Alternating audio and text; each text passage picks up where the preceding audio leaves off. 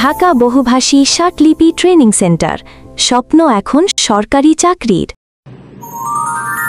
আসসালামু আলাইকুম, hello viewers, সবাইকে স্বাগত ঢাকা বহুভাষী ষাটলিপি ট্রেনিং সেন্টারের সরকারি চাকরির সফলতায়। ভিউয়ার্স, আপনারা অনেকেই প্রশ্ন করেন যে মাদ্রাসায় লেখাপড়া করে কি সরকারি চাকরি করা যাবে বা সরকারি চাকরি হয়? তেমনি একজন মানুষকে আজকে নিয়ে আপনাদের সাথে আসছি, যিনি আলিম এবং দাখিল পাশ করার পরে এই ঢাকা বহুভাষী ষাটলিপি ট্রেনিং সেন্টারে ভর্তি হয়েছে। আজকে যিনি সফল হয়েছেন, যার একটি সরকারি চাকরির জন্য সেই ভোলা জেলার দক্ষিণ চরপাতা গ্রাম থেকে মেদুয়া পোস্ট অফিস, তার সেই ভোলা সদর থেকে আসছেন আর কি, যিনি মাত্র আলিম এবং দাখিল পাশ করে এই প্রতিষ্ঠানে ভর্তি হয়েছেন।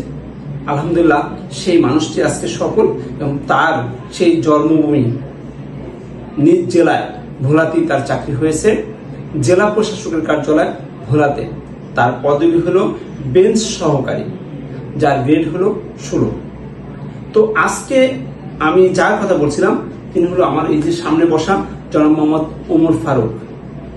আপনারা একটা কথা মনে রাখবেন যে অনেকের ধারণা যে মাদ্রাসা লেখাপড়া করলে সরকারি চাকরি মনে হয় খুব কঠিন বা হয় না, কিন্তু আজকে এই ফারুককে দেখার পরে আপনাদের এই ধারণা আমার মনে হয় পাল্টে যাবে, আপনাদেরও হবে চাকরি যদি এই ফারুকের কথাগুলো সুন্দরভাবে শোনেন এবং এই ঢাকা বহুভাষীতে আসেন, যেটা বাংলাদেশের প্রথম প্রতিষ্ঠান লিখিত জগতের এই ডিএমএসটিসি।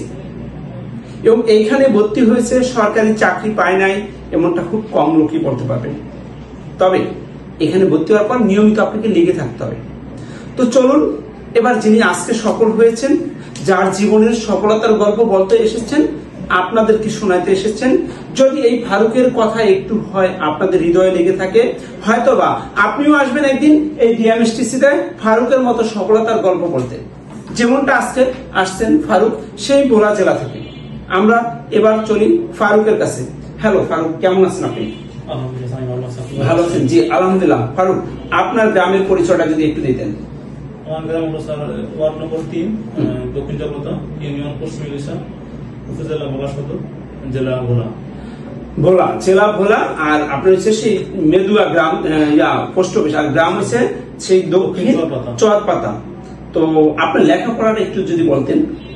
স্যার, আমি প্রথমে ভর্তি ছিলাম মাদ্রাসায়, সরবাংলাদেশ ইসলামী আলিম মাদ্রাসা, বাগারহাট।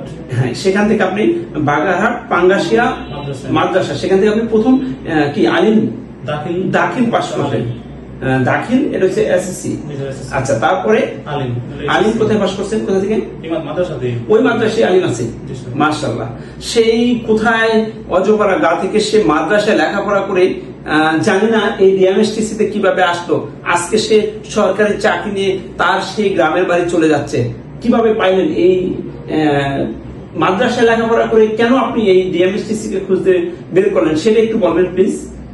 স্যার, আমি তো ঢাকা আসছি 22 সালে। ঠিক, তখন জানতাম না আসলে কোন কোচিং আছে সরকারি চাকরির জন্য। জি, আচ্ছা, জানতাম না। এজন্য আমি হাইকোর্টে ছিলাম 2 বছরের মতো, ওইখানে একটা কাজ করতাম। আচ্ছা, তো তারপরে 23 সালে আমি ফেসবুকে দেখি যে এই ডিএমএসটিসি চাকরি হতেছে। ভিউয়ার্স, আপনারা যেমন এখন দেখতেছেন সেই কথাই কিন্তু বলছে যে 23 সালে সে পেয়েছে এই প্রতিষ্ঠানের কথা ফেসবুকের মাধ্যমে বা ইউটিউবের মাধ্যমে। জি, তারপরে বাড়িতে বললাম যে আমি তো কোচিং করলাম, অনেক ভালো আমার ভবিষ্যতের জন্য আমি কোচিং করতে চাই। তো প্রথমে না বলছিল, পরে আমি আমার ভগ্নিপতি আছে একজন, বললাম যে আমি দেখেন রিকোয়েস্ট কিনা পরিবারের, তারপরে রাজি হয়েছে, আব্বা আমার রাজি হয়। তারপরে আমি 24 সালের জানুয়ারি মাসের 28 তারিখে মনে হয় 28 তারিখে আমি এখানে আসি, ঢাকা বহুভাষীতে আসে ফেব্রুয়ারি মাসে ভর্তি হই।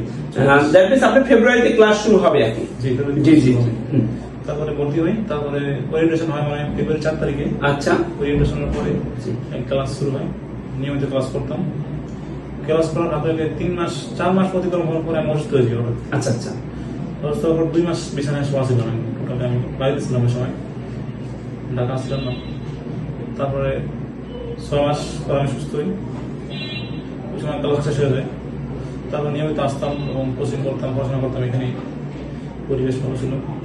তারপরে দেখতে দেখতে 10, 11, 12 মাসকে 13 মাস পরেই আমার প্রথম সফলতা আসে আর কি জেলা প্রশাসনিক কার্যালয় ভোলাতে বেঞ্চ সরকারি পদে। গ্রেড কত? 16 গ্রেড 16। কতজন নিয়েছে এই পদে? 6 জন নিয়েছে। 6 জন, তার ভিতরে আপনি একজন। ভিউয়ার্স, আমরা শুনছিলাম সেই ওমর ফারুকের কথা, যিনি আসছিলেন দ্বীপ জেলা ভোলা থেকে একটি সরকারি চাকরির জন্য। আলহামদুলিল্লাহ সেই 13 মাসে তার কিন্তু চাকরিটি, সেই কাঙ্ক্ষিত চাকরিটি তার পেয়ে গেছে। কত টাকা লাগছিল আপনার এই চাকরির জন্য? টাকা লাগছে 200 টাকা ব্যাংক ড্রাফট করছিলাম। ব্যাংক ড্রাফটের জন্য তার 200 টাকা লাগছে। ভিউয়ার্স, এই দেশে 200 টাকায় মেধায় তার চাকরি হয়েছে। বিশ্বাস হচ্ছে না? যদি বিশ্বাস না হয়, এই ডিএমএসটিসি আপনার পেজে প্রতিদিন দেখেন কিভাবে প্রতিদিন সরকারি চাকরি হচ্ছে। ফারুক, একটা বিষয় সবার ধারণা যে মাদ্রাসায় লেখাপড়া করলে মনে হয় যেন চাকরি হয় না, সেটা কি একটু ক্লিয়ার করবেন যে আপনি তো মাদ্রাসায় লেখাপড়া করছেন তারপরেও তো চাকরি পেয়ে গেলেন? এটা আসলে ভুল বিষয়, এটা মিথ আছে যে মাদ্রাসা চাকরি হয় না। আমি এটা মানি না, কারণ যোগ্যতা কোয়ালিটি ভিতরে আছে, তার চাকরি হবে ইনশাল্লাহ। যেমন আমার মাদ্রাসার সিনিয়র বড় ভাই অনেকে আছে, তারাও আজকে ভালো পজিশনে আছে। আচ্ছা আচ্ছা, এটা তো আমার প্রথম লিখিত লিখছি, প্রথম প্র্যাকটিক্যাল। এর আগে অবশ্য লিখিত দিয়েছিলাম কিন্তু ঠিক নেই। ভিউয়ার্স, তার জীবনের প্রথম লিখিত পরীক্ষা লিখছে, প্রথম প্র্যাকটিক্যাল, প্রথম ভাইবা, আর এই প্রথম সরকারি চাকরি। আমি জানি না আপনাদের কাছে কেমন লাগছে বিষয়টা। জি, যদি মাসে ফেরাইটি না দিত, ফেরাইটি না দিলে আমার প্রথম চাকরি হতো না, কারণ ভাইবা বোর্ডে আমাকে জিজ্ঞেস করতে মাদ্রাসা করছেন চাকরি তো আপনাকে দিতে পারতেছেন। আচ্ছা আচ্ছা, মাদ্রাসা পড়ার কারণে চাকরি হয় না, এটা আসলে ভুল। তার মানে আপনি বলতেছেন মাদ্রাসা স্কুল কোনো কথা নয়, কথা হলো আপনার মেধা। আমি কি পারি সেটা হলো আমার খাতায় দেখাইতে হবে। তো এই ডিএমএসটিসি চয়েস করছেন, ডিএমএসটিসি থেকে কি পেয়েছেন সেটা যদি একটু বলতেন। ডিএমএসটিসি তো অনেক কিছু, আমি তো মনে করেন বিশেষ করে গণিত আমি কিছুই পারতাম না। আচ্ছা আচ্ছা, একদম জিরো থেকে শুরু করছি, ভর্তি হওয়ার পরে ক্লাস করতাম, স্যাররা ভালো ছিল। স্যার আমাকে একদম বেসিক থেকে। কোন স্যারের ক্লাস করছিলেন আপনি? শান্ত স্যারের ক্লাস। শান্ত স্যার কি ঝিনাইদহ শান্ত স্যার জাহাঙ্গীরনগর ইউনিভার্সিটি না খুলনা? তাহলে জাহাঙ্গীরনগর ইউনিভার্সিটির শান্ত স্যার, ওই স্যারের ক্লাস করছিলেন। বাংলা ইংরেজি সব শূন্য ছিল, আমি কিছুই পারতাম না। এই প্রতিষ্ঠান থেকে আপনি জিরো থেকে তৈরি হচ্ছেন, সেই কথাটা। ভিউয়ার্স, সে কিন্তু এই প্রতিষ্ঠান থেকে জিরো থেকে তার আজকে এই হিরোর পথে। তো আপনারা যাদের এখনো ভুল ধারণা এদেশে টাকা ছাড়া চাকরি হয় না, মাদ্রাসা স্টুডেন্টদের চাকরি হয় না, আমার মনে হয় এই ওমর ফারুককে দেখার পরে আপনাদের এই ভুল সম্পূর্ণ ভেঙে যাবে।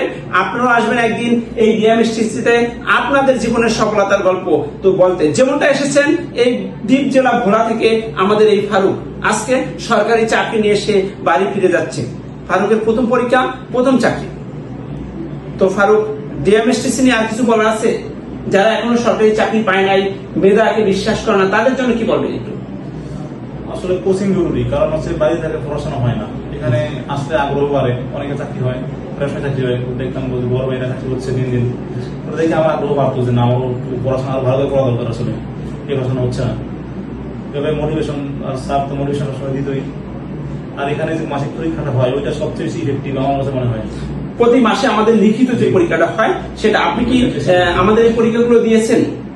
আমি প্রতি মাসে পরীক্ষা অ্যাটেন্ড করতাম। প্রাইজ পেয়েছেন? আমরা তো প্রতি মাসে 3 জনকে 2100 টাকার প্রাইজ দিয়ে থাকি। আপনি কি কখনো পেয়েছেন? দুইবার পেয়েছে।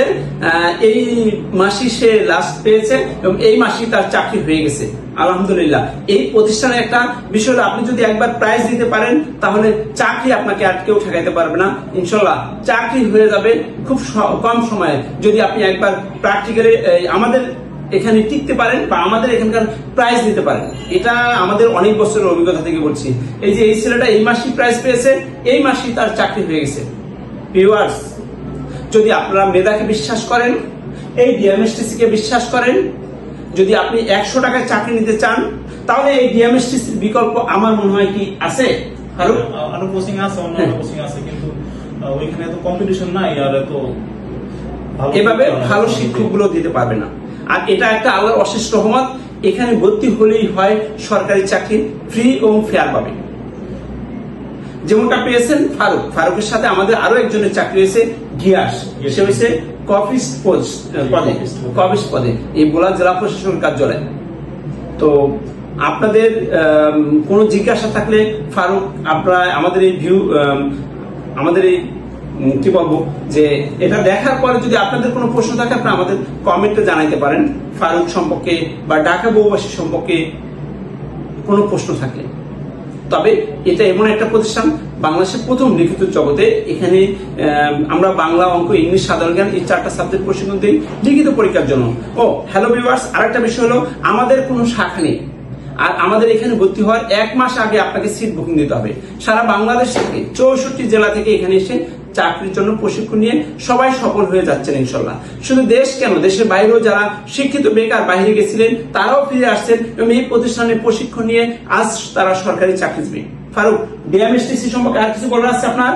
আরেকটা বলবো যে গ্রুপ স্টাডি হয় এখানে, সেই গ্রুপটা স্টাডি করলে ভালো হবে। 10-12 জন মিলে গ্রুপ স্টাডি করতে গেলে তো বাড়ি থাকা সম্ভব না, যতই পড়া হয় টেবিলে। আমাদের লাইব্রেরিতে বসে যে একটা অপরচুনিটি আছে, আপনি এখানে আসতেন কখন? 8টার দিকে আসতাম, সকাল 8টায়।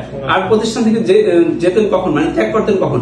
দুপুরে বাসা যেতাম, দুপুরে বাসা খাওয়া দাওয়া করে আবার 2টার দিকে আসতাম, আবার 2টায় আসতেন, তারপর আবার 9টার দিকে চলে যেতাম, রাত 9টা বা 10টা এরকম তার চলে যেত। তো ভিউয়ার্স, আমাদের ফারুকের কথা যদি একটু হৃদয় লেগে থাকে, আশা করি আপনিও একদিন হবেন সরকারি চাকরিজীবী, ফ্রি এবং ফেয়ার পাবে। ফারুক নিয়ে এসে 200 টাকা দিয়ে, বর্তমানে চাকরি 100 টাকা দিয়ে। তো সেই পর্যন্ত আপনারা ভালো থাকবেন। আল্লাহ হাফেজ, আসসালামু আলাইকুম।